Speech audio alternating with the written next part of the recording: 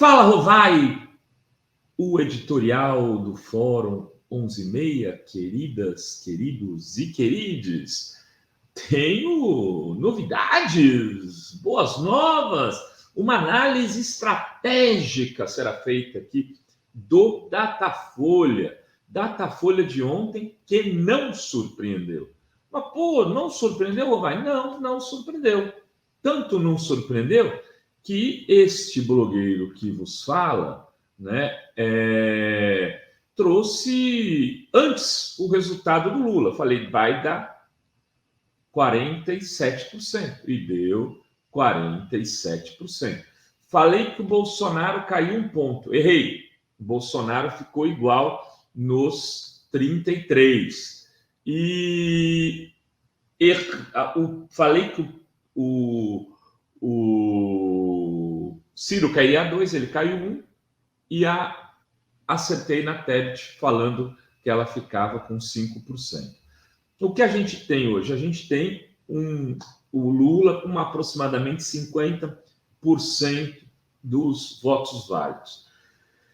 O que chama atenção nessa pesquisa? Acho que tem alguns pontos que chamam atenção e a gente vai tentar aqui analisá-los de forma rápida, né, para vocês que estão nos assistindo ou aqui no Fórum 11:30 ou às 3 da tarde, depois das 3 da tarde, no vídeo editado do Fala Rovai. A primeira é que a guerra de classe está colocada, ela vai se impor nas urnas. Eleitorados de menos de 2 salários mínimos com o Lula. Acima de 2 salários mínimos, o Bolsonaro aumentou um pouco a sua vantagem, como o Lula aumentou até 2 salários mínimos. Inclusive, na pesquisa do Datafolha, o Bolsonaro cresce 4 pontos entre os eleitores de 2 a 5 salários mínimos. Cresce a diferença. Bom, isso é definitivo? É assim mesmo? Pode ter algum erro? Pode ter algum erro. Aprendi com meu amigo Wilson Molinari e também nas conversas que faço com o Marcos Coimbra, que quando você, em pesquisas mesmo grandes, essa do Datafolha tem 6.500 pessoas que foram ouvidas, os segmentos têm margem de erro maior, né? Então, o segmento de 2 a 5 salários mínimos é de aproximadamente 25%, 30% da população. É grande.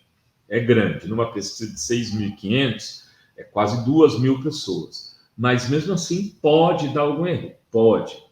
Veja que o Datafolha de ontem no Rio de Janeiro, ele volta praticamente ao Datafolha anterior, ao antepenúltimo, não ao penúltimo, que foi estranho. O Freixo se aproximou muito do Cláudio Castro e todo mundo falou, nossa! Mas o IPEC falou, não é bem isso. E o Datafolha meio que se corrigiu. A distância do Freixo para o Cláudio Castro agora é 10% no Datafolha, que chegou a ser 4%. Então, percebam, alguma pesquisa estava errada, porque era 10, foi para 4, foi para 10 de novo, enquanto as outras se mantiverem em 10, provavelmente a do meio. Nessa coisa do segmento, também, às vezes, essas mexidas muito grandes podem significar erro na apuração da pesquisa. Mas, no mínimo, o Lula está empatado no de 2 a 5, perde nas outras faixas e ganha até 2. Aliás, no mínimo não, no máximo. No mínimo ele perde de pouco, né? 4, 5, 6 pontos. O que eu quero chamar a atenção é o eleitorado até 2 salários mínimos é o que precisa, que, em geral, se abstém mais. Por quê? Porque ele é menos ideológico, né? E porque ele precisa, às vezes, trabalhar, pagar as contas, não tem dinheiro para pegar o ônibus, ele depende mais do Estado para tudo, até para votar. Então, a abstenção pode decidir a eleição do primeiro para o segundo turno ou não. Se a abstenção for maior nessa faixa da renda menor, a eleição pode ir para o segundo turno, porque está ali no detalhe. Então, era a hora da campanha do Lula, que eu não estou querendo me meter na campanha de ninguém, mas eu, se pudesse dar uma dica, né, chamar os artistas populares, e não é nem Felipe Neto e Anitta, eu acho que é popularzão mesmo, né, para falar: vote, vá votar, você que precisa de SUS, que precisa de escola pública, você, amigo, que está com problema aí de grana para pagar as contas, que não tem comida no prato 3 vezes por dia, vai votar. Não importa em quem você vota, vota. Chamar o voto como chamou o público jovem a se cadastrar para votar ali naquele finalzinho das inscrições na Justiça Eleitoral. E aí, por que se chamou? Porque o Lula e a campanha Lula sabia que tinha mais voto nessa faixa do eleitorado. Eu acho que essa é uma das questões fundamentais desse Datafolha. Outra coisa que eu acho que tem que ser muito bem cuidado é o Sudeste. Eu já falei isso em outra análise. Aqui o Lula está com uma vantagem de 5, 6 pontos, é uma vantagem importante, mas a depender dos movimentos, principalmente de São Paulo, essa vantagem pode esfarelar. E São Paulo tem muita coisa rolando. O Rodrigo Garcia tem que derrotar o Tarcísio para ir para o segundo turno. Mas ele pode derrotar o Tarcísio tentando pescar o eleitorado do Bolsonaro. Então, ele pode fazer uma aliança tácita no interior, principalmente, com quadros bolsonaristas, dizendo o seguinte: eu tenho mais chance de derrotar o Haddad e mais. Se o Bolsonaro for para o segundo turno, eu posso ser um candidato mais forte para 6. Aí eu vou estar junto com 6 contra o Lula. Eu ouvi isso de um amigo que trabalha com política no interior, que esse papo já está rolando. Então, não imaginem que essa briga Rodrigo e Tarcísio pode ser prejudicial ao Bolsonaro. Ela pode ser útil.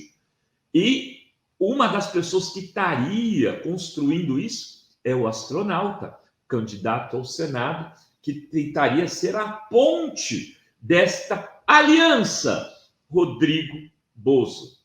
Bozodrigo ou Bosdrigo, sei lá como seria aí o nome dessa chapa. Então, esse é um dado que eu acho que está no Datafolha. Houve um crescimento do Bolsonaro em São Paulo, pequeno, mas aconteceu. E esse crescimento pode significar isso. Então, acho que é o momento de prestar muita atenção. No eleitorado católico, o Lula cresceu um pouco, no evangélico teve pequenas oscilações, mas, de maneira geral, queria dizer para vocês o seguinte: a pesquisa Datafolha mostra que há, nesta reta final, uma marola para o Lula. Não é uma tsunami, não é nenhuma grande onda, mas há uma marolinha para o Lula, mas que precisa ser impulsionada pela militância nesses últimos dias, para poder, sim, cravar, né, a estaca no coração do bicho e acabar com a eleição no primeiro turno. O bicho é o fascismo, tá? Não me venham dizer que eu estou mandando atacar ninguém. É o fascismo, é a ameaça à democracia, não é um ser humano, seja ele quem for. O debate da Globo? Sim, o debate da Globo será fundamental também nesse processo. Datafolha mostra que Lula pode ganhar no primeiro turno, corroborando todas as outras pesquisas, e segue a vida, queridas, queridos e queridas, beijos, beijos e beijos a todas, todos e todos.